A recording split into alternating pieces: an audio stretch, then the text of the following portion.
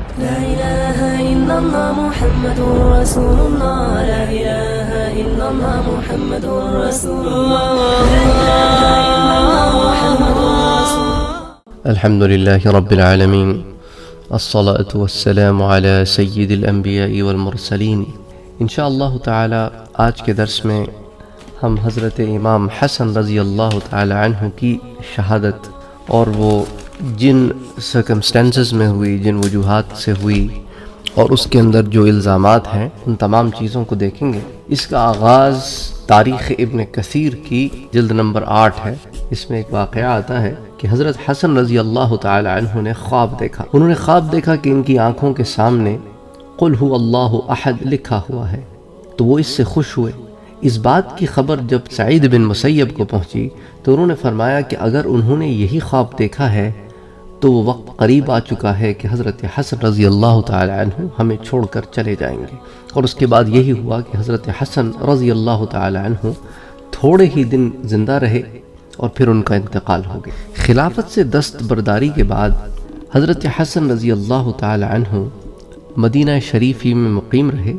دستبرداری کے بعد جو 9 سے 10 سال کے قریب کا وقفہ تھا، زیادہ تر آپ مدینہ منورہ ہی میں رہے اور سن 50 ہجری میں آپ کا انتقال ہوا. اس کے لیے لفظ شہادت میں نے اس لیے استعمال کیا کیونکہ تاریخ کی کتابوں میں یہی بات آتی ہے کہ سن 50 ہجری میں آپ کی بیوی جعدہ بنت اشعث نے آپ کو زہر دے دیا. کس وجہ سے زہر دیا، اب اس کے اندر جو چہمگوئیاں ہیں اس کو بھی ذرا ڈسکس کریں گے انشاءاللہ آج کے درس میں. لیکن اس نے زہر دے دیا. زہر کے متعلق عام طور پر یہ غلط فہمی پھیلی ہوئی ہے کہ امیر معاویہ کے اشارے سے دیا گیا، جو سراسر غلط ہے. اس پر ایک تفصیلی بحث انشاءاللہ آج دیکھیں گے. اور وہ زہر اتنا خطرناک تھا کہ حضرت حسن رضی اللہ تعالی عنہ کا اسی زہر میں انتقال ہوا. اور اس زہر کا اثر یہ تھا کہ وہ قلب یعنی کہ دل کو اور جگر کو کاٹتا تھا. تو جب حالت زیادہ نازک ہوئی اور زندگی سے مایوس ہو گئے تو حضرت حسین رضی اللہ تعالی عنہ کو بلا کر ان سے سارا واقعہ بیان کیا. انہوں نے پوچھا کہ آپ مجھے زہر دینے والے کا نام بتائیے. تو فرمایا کہ حسین تم نام کیوں پوچھ رہے ہو، کیا کرو گے، اسے قتل کر دو گے؟ فرمایا ہاں. کہا دیکھو اگر میرا خیال صحیح ہے تو خدا بہتر بدلہ لینے والا ہے، اور دیکھو اگر میرا خیال غلط ہے تو خواہ مخواہ کسی کو ایک ناکردہ گناہ کی سزا ملے گی. تو اس لیے حضرت حسن نے زہر دینے والے کا نام بتانے سے انکار کر دیا. حضرت حسن رضی اللہ تعالی عنہ کو اپنے نانا کے پہلو میں دفن ہونے کی بڑی تمنا تھی. اس لیے اپنی محترم نانی حضرت عائشہ صدیقہ رضی اللہ تعالی عنہا سے حجرہ نبوی میں دفن ہونے کی اجازت چاہی. انہوں نے خوشی کے ساتھ اجازت دے دی. اجازت ملنے کے بعد بھی احتیاطاً فرمایا کہ دیکھو میرے مرنے کے بعد دوبارہ اجازت لینا، ممکن ہے میری زندگی میں مروت سے اجازت دے دی ہو.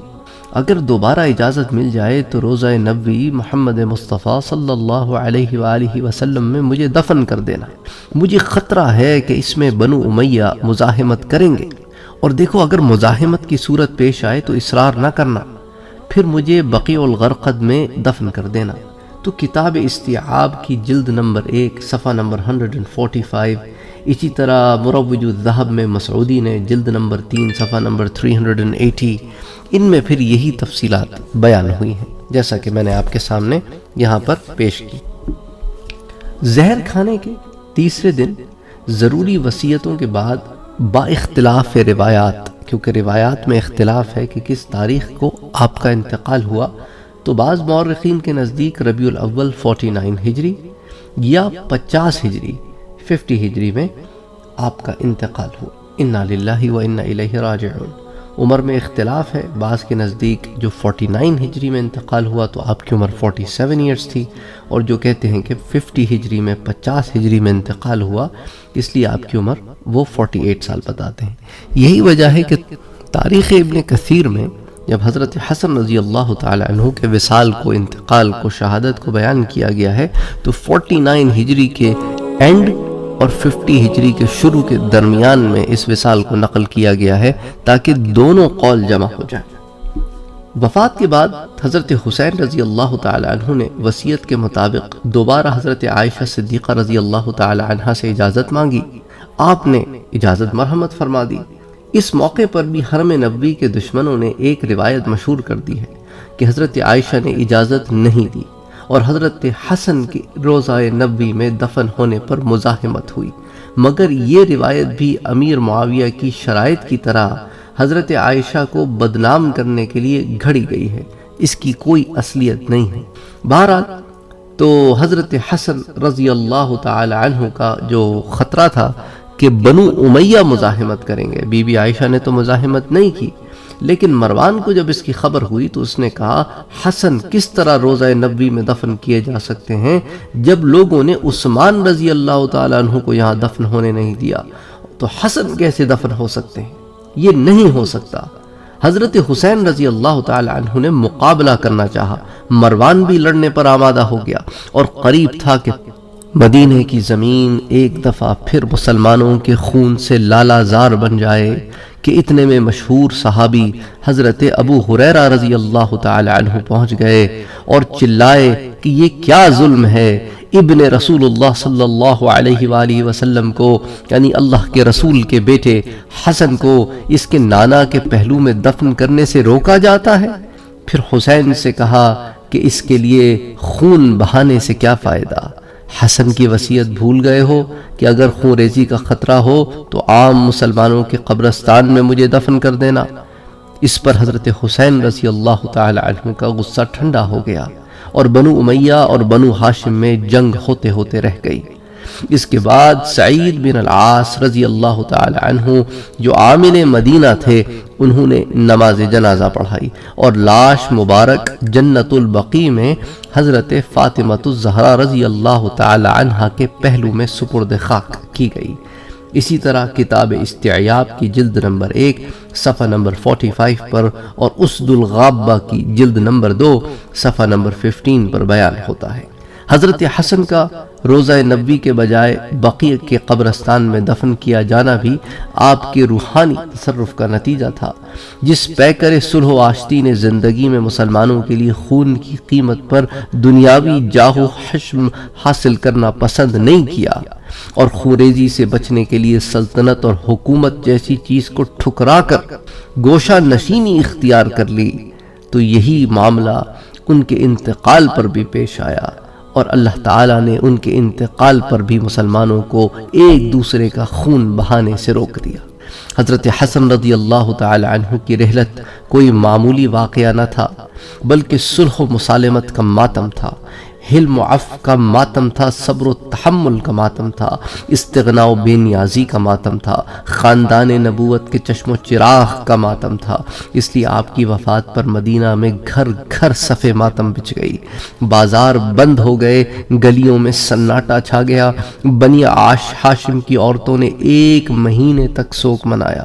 حضرت ابو ہریرہ رضی اللہ تعالی عنہ مسجد میں فریاد و فغاں کرتے تھے اور پکار پکار کر کہتے تھے کہ لوگوں آج خوب رو لو کہ رسول اکرم صلی اللہ علیہ وآلہ وسلم کا محبوب دنیا سے اٹھ گیا۔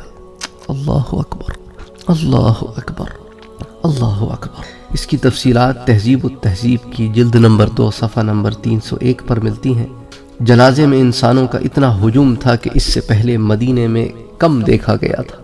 ثعلبہ بن ابی مالک جو دفن میں شریک تھے، وہ روایت کرتے ہیں کہ حضرت حسن کے جنازے میں اتنا بندہ تھا کہ اگر سوئی ایسی چیز بھی پھینکی جاتی تو وہ بھی زمین پر نہ گر پاتی۔ اس کو بھی تہذیب الکمال میں صفحہ نمبر 89 پر نقل کیا گیا ہے۔ اللہ اکبر، اللہ اکبر، کہ حضرت حسن بن علی رضی اللہ تعالی عنہ تھے ہی ایسی شخصیت۔ اب چند اور روایات جمع کرتے ہیں جس کو حافظ ابن کثیر نے تاریخ ابن کثیر میں جمع کیا ہے۔ وہ کہتے ہیں کہ ایک حدیث ہمیں پہنچی ہے کہ ابو اسامہ نے ابن عون سے اور انہوں نے عمیر ابن اسحاق سے کہ میں اور ایک اور آدمی قریش کے حضرت حسن رضی اللہ تعالی عنہ کے پاس آئے تو وہ کھڑے ہو گئے، پھر بیت الخلاء میں چلے گئے۔ وہاں سے تشریف لانے کے بعد فرمایا کہ میں نے اپنے جگر کا ایک ٹکڑا پھینک دیا ہے جس کو میں اس لکڑی سے الٹ پلٹ کرتا تھا۔ مجھے زہر کئی دفعہ پلایا گیا لیکن اس بار جو پلایا گیا ہے یہ سب سے زیادہ سخت ثابت ہوا ہے۔ پھر آپ اس آدمی سے فرمانے لگے مجھ سے کچھ پوچھنا چاہتے ہو تو پوچھ لو، پھر ایسا نہ ہو کہ تم اگلی دفعہ آؤ تو مجھ سے پوچھ نہ سکو کہ مجھے موت آ جائے۔ اس آدمی نے کہا میں نے آپ سے کچھ نہیں پوچھنا، اللہ آپ کو عافیت سے رکھے، اور پھر ہم وہاں سے چلے گئے۔ پھر دوسرے دن دوبارہ ان کے پاس آئے، وہ بازار میں گر پڑے تھے۔ حضرت حسین رضی اللہ تعالی ان کے سرہانے آ کر بیٹھے اور کہا کہ اے میرے بھائی یہ کس نے کیا؟ حضرت حسن نے فرمایا کیا تم اس کو قتل کرنا چاہتے ہو؟ حضرت حسین نے عرض کیا جی ہاں۔ آپ نے فرمایا اگر وہی آدمی میرا قاتل ہے تو اللہ اس کی سخت پکڑ کرے گا۔ ایک روایت میں ہے کہ اللہ تعالیٰ سخت پکڑ و عذاب دینے والا ہے، اگر یہ آدمی میرا قاتل نہیں ہے تو مجھے پسند نہیں ہے کہ تم اس کو میرے بدلے قتل کرو۔ اس کو محمد بن سعید نے ابن علیہ سے اور انہوں نے ابن عون سے روایت کیا ہے کہ محمد بن عمر الواقدی نے کہا کہ مجھے حدیث بیان کی گئی ہے کہ عبداللہ بن جعفر نے ام بکر بنت مصور سے نقل کرتے ہوئے فرمایا کہ حضرت حسن کو کئی بار زہر پلایا گیا لیکن وہ اس سے بچ جاتے تھے، یہاں تک کہ آخری مرتبہ جس میں ان کا انتقال ہوا اس مرتبہ زہر نے ان کی جڑ کو خراب کر دیا تھا۔ جب ان کا انتقال ہو گیا تو بنی ہاشم کی عورتوں نے ان کی موت پر 1 مہینے تک نوحہ کیا۔ واقعی نے کہا ہمیں یہ حدیث بیان کی گئی ہے کہ عبدہ بنت نائل نے حضرت عائشہ صدیقہ رضی اللہ تعالی عنہا سے نقل کیا ہے، انہوں نے فرمایا کہ ابن ہاشم کی عورتوں نے یعنی کہ بنو ہاشم کی عورتوں نے حضرت حسن پر 1 سال تک نوحہ کیا۔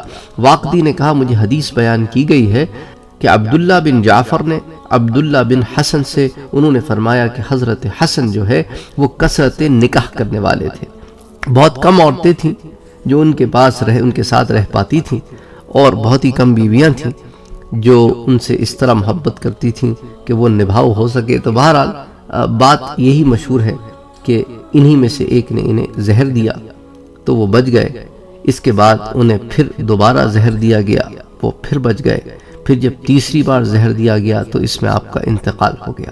جب ان کی موت کا وقت قریب آیا تو طبیب نے ان کے بارے میں کہا کہ اس شخص کی آنتیں زہر نے کاٹ ڈالی ہیں۔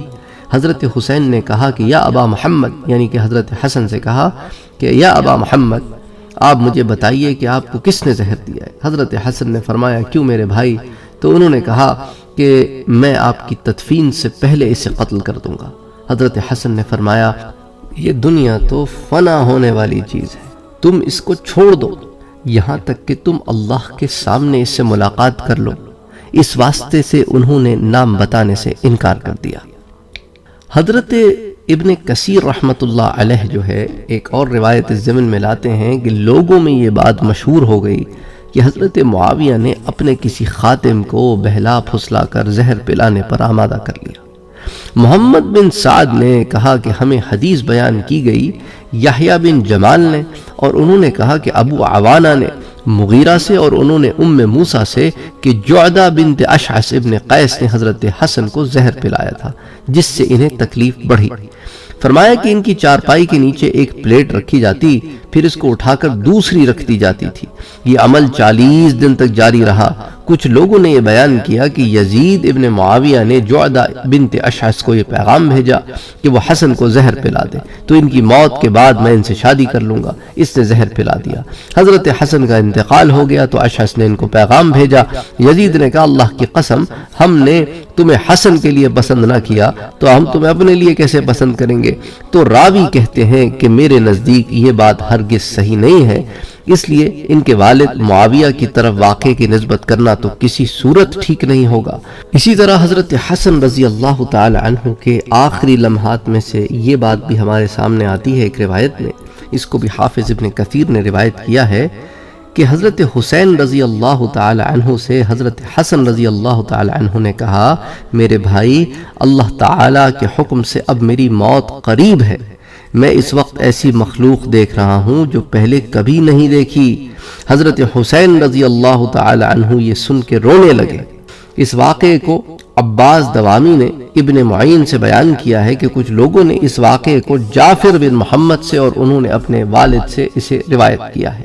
اسی طرح حضرت حسین ابن علی رضی اللہ تعالی عنہم اور مروان ابن حکم کے درمیان جو ہوا اسے بھی جابر بن عبداللہ روایت کرتے ہیں، وہ کہتے ہیں کہ ہم نے سنا جس دن حضرت علی رضی اللہ تعالی عنہ کے بیٹے حضرت حسن ابن علی رضی اللہ تعالی عنہ کا انتقال ہوا تو ہم وہیں تھے، قریب تھا کہ سیدنا امام حسین رضی اللہ تعالی عنہ اور مروان ابن حکم کے درمیان فتنہ پھوٹ پڑتا، اس لیے کہ حضرت حسین نے اپنے بھائی سے وعدہ کیا تھا کہ وہ انہیں حضور صلی اللہ علیہ وآلہ وسلم کے ساتھ دفن کریں گے، البتہ اگر اس میں فتنہ وغیرہ کا خوف ہو تو پھر جنت البقیع میں ہی دفن کریں گے۔ لیکن مروان اس بارے میں سخت مخالفت کرتا رہا، اور ان دنوں مروان کو امیر معاویہ نے معزول کیا ہوا تھا۔ وہ چاہتا تھا کہ اس بات سے حضرت امیر معاویہ کی رضا حاصل کر لے۔ مروان موت تک مسلسل بنی ہاشم کی دشمنی میں سرگرداں رہا۔ حضرت جابر رضی اللہ تعالیٰ عنہ فرماتے ہیں، میں نے اس دن حضرت حسین سے بات کی کہ ابو عبداللہ، اللہ تعالیٰ سے ڈرو اور فتنہ پیدا نہ کرو، اس لیے کہ تمہارے بھائی بھی فتنے کو پسند نہیں کرتے تھے۔ تو انہوں نے ان کو حضرت فاطمہ الزہرا رضی اللہ تعالی عنہا کے ساتھ جنت البقیع میں دفن کر دیا۔ واقدی نے روایت کی کہ مجھے حدیث بیان کی عبداللہ بن نافع نے، انہوں نے اپنے والد صاحب سے، انہوں نے عمر سے، انہوں نے فرمایا کہ جب حضرت حسن کی موت آئی تو میں نے حضرت حسین سے کہا کہ اللہ سے ڈرو، فتنہ پیدا نہ کرو، خون نہ بہاؤ، اپنے بھائی کو اپنی والدہ کے پہلو میں دفن کر دو، کیونکہ تمہارے بھائی نے تم سے اس کا عہد بھی لیا تھا۔ تو کیا حضرت حسین رضی اللہ تعالی عنہ نے پھر ایسا ہی کیا؟ واقدی نے حضرت ابو ہریرہ سے بھی اسی قسم کی ایک روایت نقل کی ہے جو میں آپ کے سامنے پہلے پیش کر چکا ہوں۔ اسی طرح روایات میں کچھ اور لوگوں کے بھی نام آتے ہیں کہ جب بنو امیہ نے اسلحہ اٹھا لیا کہ ہم بنو ہاشم کے خلاف لڑیں گے اور حضرت حسن کو روضہ نبوی میں دفن نہیں ہونے دیں گے، تو اس موقع پر حضرت سعد بن ابی وقاص، حضرت ابو ہریرہ، حضرت جابر اور حضرت عبداللہ ابن عمر، ان سب نے حضرت حسین رضی اللہ تعالی عنہ کو مشورہ دیا کہ قتال نہ کریں، بلکہ حضرت حسن رضی اللہ تعالی عنہ کو ان کی والدہ ماجدہ بی بی فاطمہ الزہرا رضی اللہ تعالی عنہ کے پہلو میں دفن کر دیں۔ اسی طرح سفیان ثوری نے سالم بن ابی حفصہ سے نقل کیا اور انہوں نے ابو حازم سے، انہوں نے فرمایا کہ میں نے حضرت حسین رضی اللہ تعالی عنہ کو دیکھا کہ اس دن انہوں نے حضرت سعید بن العاص کو جنازہ پڑھانے کے لیے بڑھا دیا، فرمایا کہ اگر یہ زیادہ عمر والے نہ ہوتے تو میں انہیں آگے نہ بڑھاتا۔ محمد بن اسحاق نے کہا مجھے حدیث بیان کی ساور نے، جو کہ بنی سعد بن بکر کے غلام تھے، انہوں نے فرمایا کہ جس دن حضرت حسن کا انتقال ہوا تو میں نے ابو ہریرہ کو دیکھا، وہ مسجد نبوی کی چھت پر کھڑے ہو کر بلند آواز سے کہہ رہے تھے کہ اے لوگوں، آج رسول اکرم صلی اللہ علیہ وآلہ وسلم کے محبوب کا انتقال ہو گیا ہے، اس پر خوب رو۔ ان کے جنازے کے لیے اتنے لوگوں کا ہجوم لگ گیا تھا کہ جنت البقیع میں رش کی وجہ سے کسی کے جانے کی گنجائش نہ تھی۔ عورتیں اور مرد ان پر 7 دن تک روتے رہے۔ بنی ہاشم کی عورتوں نے ان پر 1 ماہ تک نوحہ جاری رکھا۔ بنی ہاشم کی عورتوں نے ان کا 1 سال تک نوحہ جاری رکھا۔ ایک روایت میں یہ الفاظ بھی آتے ہیں۔ حضرت سعد اور حضرت حسن رضی اللہ تعالی عنہم جب فوت ہوئے تو امیر معاویہ کی خلافت کا زمانہ تھا اور حضرت امیر معاویہ کی خلافت کا 10واں سال تھا۔ اب ان الزامات کو لے لیتے ہیں جو حضرت معاویہ پر لگائے جاتے ہیں۔ ان میں سے ایک تھا کہ حضرت حسن کے زہر دلوانے میں امیر معاویہ کا ہاتھ تھا۔ تو اس ضمن میں علماء نے کچھ تحقیق کی ہے، وہ میں آپ کے سامنے پیش کر دیتا ہوں۔ تو حضرت حسن رضی اللہ تعالی عنہ کو زہر دلوانے کا الزام جس طرح سنگین اور نفرت انگیز ہے، اسی قدر کمزور اور ناقابل اعتبار بھی ہے۔ اس الزام کی لغویت اس قدر عیاں ہے کہ اس کے باوجود اس کی شہرت پر حیرت ہوتی ہے۔ آئندہ آنے والی چند باتوں میں ہم انشاءاللہ تعالی اس بات پر بحث کریں گے۔ اس کی روایتی حیثیت یہ ہے کہ اتنا بڑا اہم واقعہ جس پر مورخین کی نظر سب سے پہلے پڑنی چاہیے تھی، بعض قدیم مورخوں نے سرے سے لکھا ہی نہیں، اور جن مورخوں نے اس کا ذکر بھی کیا ہے تو محض روایات کی حیثیت سے، ورنہ وہ اس روایت کو خود لائق اعتماد نہیں سمجھتے، حتیٰ کہ تفضیلی مورخین بھی اس کو ناقابل اعتبار شمار کرتے ہیں۔ اگر اس کی درایت دیکھی جائے تو درایت ایک ہوتی ہے نا حدیث کی روایت، اور ایک ہوتی ہے حدیث کی درایت، تو درایتی حیثیت سے صورت واقعہ بھی اتنا تضاد والا ہے، اور لوگوں کے ناموں میں اتنا شدید اختلاف ہے کہ یہ اختلاف ہی اس کی تردید کے لیے کافی ہے۔ اب ذرا حدیثوں کی کتابوں میں یہ واقعہ جو مشہور محدث حاکم نیشاپوری کی مستدرک میں ملتا ہے، وہ ایک روایت دیکھتے ہیں۔ مستدرک امام حاکم کی جلد نمبر 3 صفحہ نمبر 173۔ ام بکر بن مصور روایت کرتی ہیں کہ حسن ابن علی کو کئی مرتبہ زہر دیا گیا، لیکن ہر مرتبہ بچ گئے، اور آخری مرتبہ جب زہر دیا گیا جس میں ان کا انتقال ہوا تو ان کے جگر کے ٹکڑے کٹ کٹ کر گرتے تھے۔ تو یہ روایت تو آ گئی امام حاکم کی مستدرک کی۔ تو میں روایات کے الفاظ دے رہا ہوں تاکہ آپ پر یہ بات عیاں ہو جائے کہ سچائی کتنی ہے اس الزام میں۔ تو اس پوری روایت میں کسی کا نام نہیں ہے اور کوئی الزام نہیں ہے کسی کی طرف۔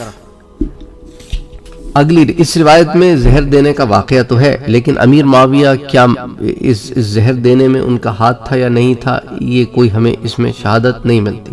اس کے بعد طبقات صحابہ پر نظر ڈالیں تو سلسلہ طبقات کی مستند ترین کتاب استیعاب میں ہمیں ایک روایت یوں ملتی ہے۔ استیعاب کی جلد نمبر 1 اور صفحہ نمبر 144۔ قتادہ اور ابو بکر بن حفص کہتے ہیں کہ حسن بن علی کو زہر دیا گیا۔ ان کی بیوی جعدہ بنت اشعث بن قیس کندی نے زہر دیا تھا، اور ایک چھوٹا گروہ یہ کہتا ہے کہ جعدہ نے معاویہ کے اشارے سے زہر دیا تھا۔ علامہ ابن عبد البر نے اس حدیث کی 2 روایتیں لکھی ہیں، لیکن دوسری روایت جس مشتبہ طور پر لکھی ہے اس کا ضعف خود عبارت سے ظاہر ہے کہ کچھ لوگ ایسا کہتے ہیں۔ یہ بات تو عبارت کے اندر جو موجود ہے وقالت طائفۃ، کہ ایک گروہ ہے چھوٹا سا کہ وہ کہتا ہے کہ اس میں معاویہ کا ہاتھ تھا۔ اچھا، اب جو ہے اور ان کی حسن یعنی حسن کی موت کا سبب یہ تھا کہ ان کی بیوی جعدہ بن اشعث بن قیس نے ان کو زہر پلایا، اور 40 دن تک ان کے نیچے برابر ایک تشت رکھا جاتا تھا، ایک پلیٹ رکھی جاتی تھی اور دوسری اٹھا لی جاتی تھی، اسی میں وہ انتقال کر گئے۔ اس روایت میں بھی جعدہ ہی کا نام ہے اور امیر معاویہ کا کہیں ذکر بھی نہیں ہے۔ تو یہ 2 روایتیں آپ کے سامنے میں نے پیش کر دی ہیں اس ایک کتاب سے۔ اچھا، علامہ ابن اسیر اسد الغابہ میں یہ روایت لے کر آتے ہیں کہ حضرت حسن رضی اللہ تعالی عنہ کے نیچے تشت رکھا جاتا تھا، نکالا جاتا تھا، اسی سے ان کی موت ہوئی، اور اس میں ان کی بیوی جعدہ بنت اشعث بن قیس کا ہاتھ تھا۔ تو اس روایت میں بھی جعدہ کا نام ہے اور امیر معاویہ کا نام نہیں ہے۔ علامہ ابن حجر عسقلانی اصابہ میں حضرت حسن کے سنین وفات کے اختلاف بتانے کے بعد لکھتے ہیں، یعنی یہ اصابہ کی جلد نمبر 2 صفحہ نمبر 13 پر بات آتی ہے کہ کہا جاتا ہے انہوں نے یعنی کہ حضرت حسن رضی اللہ تعالی عنہ زہر سے انتقال کر گئے۔ ابن سعد کی روایت ہے کہ مجھ کو اسماعیل نے خبر دی کہ عمیر بن اسحاق کہتے تھے کہ میں اور میرے ایک ساتھی حضرت حسن کے پاس گئے، انہوں نے کہا کہ میرے جگر کے کچھ ٹکڑے گر چکے ہیں اور مجھے کئی مرتبہ زہر پلایا گیا، لیکن اس مرتبہ کے ایسا قاتل کبھی نہ تھا۔ اس کے بعد حضرت حسین ان کے پاس آئے اور پوچھا کس نے پلایا، لیکن انہوں نے بتانے سے انکار کیا۔ اس روایت سے معلوم ہوتا ہے کہ علامہ ابن حجر نفس زہر ہی سے موت ہونے میں مشتبہ ہیں، چنانچہ زہر کی روایت یقال کر کے لکھتے ہیں، جو ضعف روایت کی علامت ہے۔ دوسری اہم روایت ابن سعد کی ہے جو طبقات صحابہ کے سب سے قدیم مؤلف ہیں، اور جن کی کتاب طبقات ابن سعد طبقات کی قدیم ترین اور مستند ترین کتاب ہے، اور بعد کی تمام کتابیں اسی سے ماخوذ ہیں، مگر اس میں بھی کسی زہر دینے والے کا نام موجود نہیں ہے۔ علامہ ابن حجر نے اصابہ کے علاوہ رجال کی مشہور کتاب تہذیب التہذیب میں بھی اس واقعے کے متعلق 2 روایتیں نقل کی ہیں۔ ان میں سے ایک روایت میں ابن سعد کی روایت خفیف لفظی تغیر کے ساتھ کی ہے کہ اس میں ہلکا سا چینجز کے ساتھ بیان کی ہے، مگر دوسری واقعہ بعین ہی وہی ہے جو میں نے آپ کے سامنے بیان کیا۔ پھر دوسری روایت وہ اسد الغابہ کی ہے جو میں نے آپ سے ابھی تھوڑی دیر پہلے بیان کی۔ تو تہذیب التہذیب میں اس میں جو بحث کی گئی ہے جلد نمبر 2 صفحہ نمبر 301 پر۔ اچھا، طبقات اور رجال کے بعد تاریخ میں آئی ہے۔ تاریخ میں یہ واقعہ مشتبہ سے مشتبہ تر ہوتا جاتا ہے، کیونکہ تفضیلی مورخین جنہیں امیر معاویہ کے مظالم اور مصالب اور اہل بیت کی مظلومیت دکھانے میں خاص مزہ آتا ہے، امیر معاویہ کے ساتھ زہر خورانی کی نسبت کو صحیح نہیں سمجھتے، وہ خود جو تفضیلی ہیں، حتیٰ کہ بعضوں نے سرے سے زہر خورانی کا واقعہ ہی نہیں لکھا۔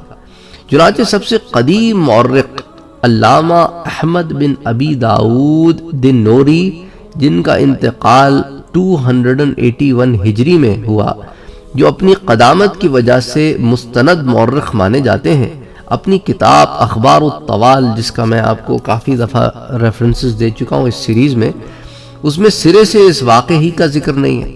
اور حضرت حسن کی وفات کے حالات میں وہ کچھ اس طرح لکھتے ہیں، پھر حسن مدینے میں بیمار پڑے اور حالت خراب ہو گئی، تو ان کے بھائی محمد بن حنفیہ کو، جو اس وقت اپنی زمینداری پر تھے، بلا لیا گیا۔ وہ حضرت حسن کی وفات کے پہلے پہنچ گئے اور حضرت حسن کے پاس آ کر ان کی بائیں جانب بیٹھے۔ سیدنا حسین رضی اللہ تعالی عنہ دائیں طرف بیٹھے۔ حضرت حسن رضی اللہ تعالی عنہ نے آنکھ کھولی اور ان دونوں کو دیکھ کر حضرت حسین سے کہا، برادر عزیز، میں تم کو تمہارے بھائی محمد سے حسن سلوک کی وصیت کرتا ہوں، کیونکہ وہ دونوں آنکھوں کے درمیانی چمڑے کی طرح عزیز ہیں۔ پھر محمد بن حنفیہ سے کہا کہ محمد، میں تم کو وصیت کرتا ہوں کہ تم حسین کے گرد جمع ہو کر ان کی مدد کرنا۔ پھر کہا کہ مجھ کو میرے نانا محمد مصطفیٰ صلی اللہ علیہ وآلہ وسلم کے ساتھ دفن کرنا، اور اگر تم کو روکا جائے تو بقیع الغرقد میں دفن کر دینا۔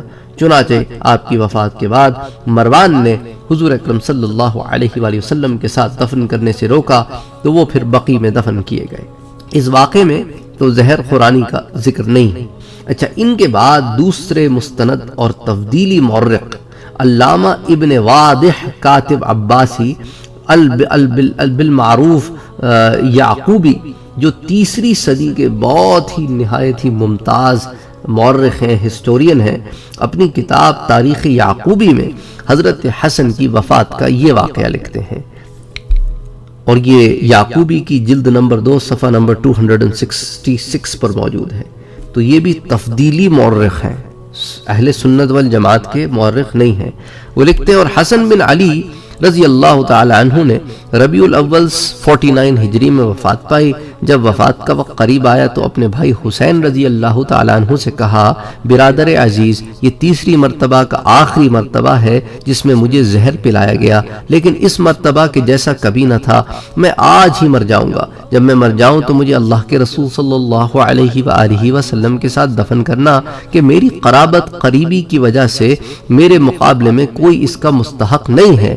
البتہ اگر تم روکے جاؤ تو پھر ایسے ہی کرنا کہ مجھے وہاں پہ دفن نہ کرنا اور خون ریزی سے باز آ جانا۔ تو اس میں بھی کسی زہر پلانے والے کا نام نہیں ہے۔ اچھا، یعقوبی کے بعد ایک اور مستند ترین تفضیلی مورخ علامہ مسعودی ہے۔ یہ 346 ہجری میں ان کا انتقال ہوا، جو اپنی وسعت علم اور جامعیت کے لحاظ سے مورخین میں بہت امتیاز رکھتے ہیں۔ تو اپنی مشہور و معروف کتاب مروج الذہب میں وہ لکھتے ہیں، جس کے اندر وہ جلد نمبر 1 صفحہ نمبر 380-381 میں، کہ علی بن حسین بن علی بن ابی طالب، یعنی کہ امام زین العابدین، بیان کرتے ہیں کہ حضرت حسین رضی اللہ تعالیٰ عنہ میرے چاچا حضرت حسن ابن علی رضی اللہ تعالیٰ عنہ کے پاس ان کے زہر پلانے کے وقت گئے، تو حضرت حسن رضی اللہ تعالیٰ عنہ قضائے حاجت کے لیے گئے، وہاں سے لوٹ کر واپس آئے، یعنی واش روم وغیرہ کے لیے گئے، وہاں سے لوٹ کر واپس آئے کہ مجھے، اور پھر کہا کہ مجھے کئی مرتبہ زہر پلایا گیا، لیکن اس مرتبہ کے ایسا کبھی نہ تھا، اس میں میرے جگر کے ٹکڑے باہر آ گئے۔ تم مجھے دیکھتے کہ میں ان کو اپنے ہاتھ کی لکڑی سے الٹ پلٹ کر دیکھ رہا تھا۔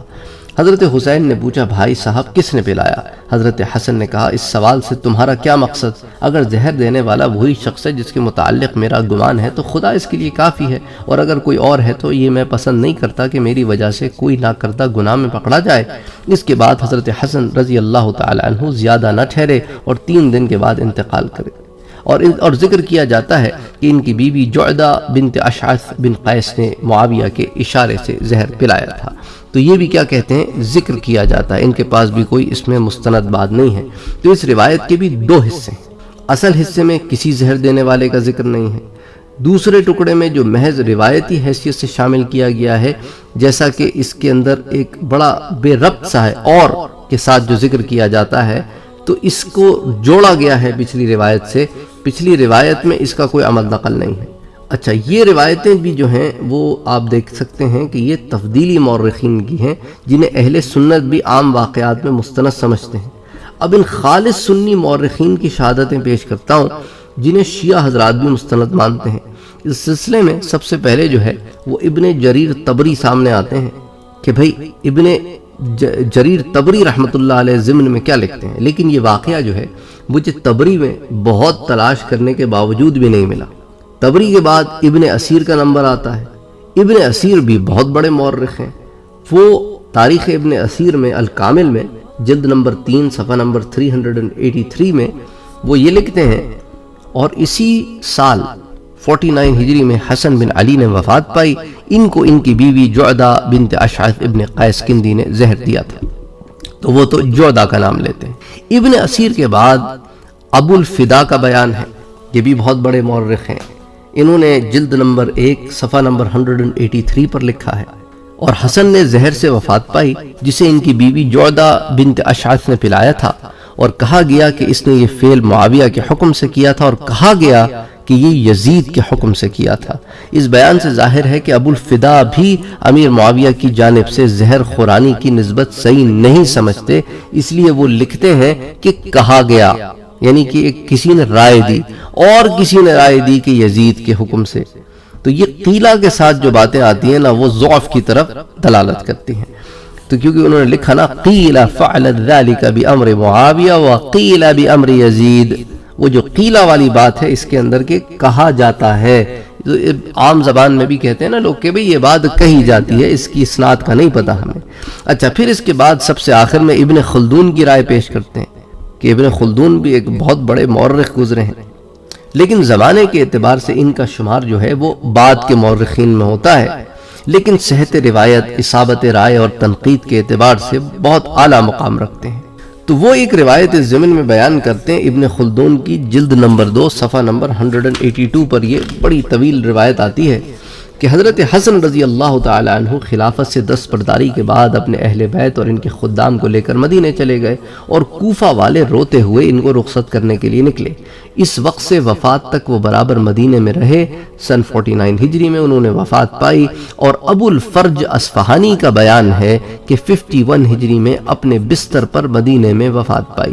اور یہ روایت کہ معاویہ نے ان کی بیوی سے مل کر زہر دلایا، یہ شیعوں کی بنائی ہوئی ہے، حاشا معاویہ کی ذات سے اس کا کوئی تعلق نہیں۔ اب ذرا ان تمام روایتوں کو ایک جگہ جمع کرتے ہیں کہ ابھی ایک شخص کہتا ہے کہ فلاں نے زہر دلوایا، دوسرا کہتا ہے اس نے نہیں بلکہ فلاں نے زہر دیا۔ اب کیونکہ اتنی زیادہ اس واقعے میں تضاد ہے، کوئی کہتا ہے باپ نے دیا، کوئی کہتا ہے بیٹے نے دیا، کوئی کہتا ہے حضرت معاویہ نے دیا، کوئی کہتا ہے یزید نے دیا، کوئی کہتا ہے کہ بھئی یزید نے جو ہے وہ جعدہ کو کہا، کسی نے کوئی کہتا ہے جی معاویہ نے جعدہ کو کہا، کوئی کہتا ہے نہیں معاویہ نے غلام سے کہا، غلام نے جعدہ۔ تو اتنی زیادہ اس میں تضادات پائے جاتے ہیں کہ سمجھ نہیں آتا کہ ایک واقعے میں اتنے زیادہ تضادات کیسے ہو سکتے ہیں۔ اچھا، اور یہ سب گمان ہے کہ اس پہ گمان ہے کہ حضرت معاویہ نے اس کے پاس زہر بھیج کر اس کو کھلانے کا حکم دیا۔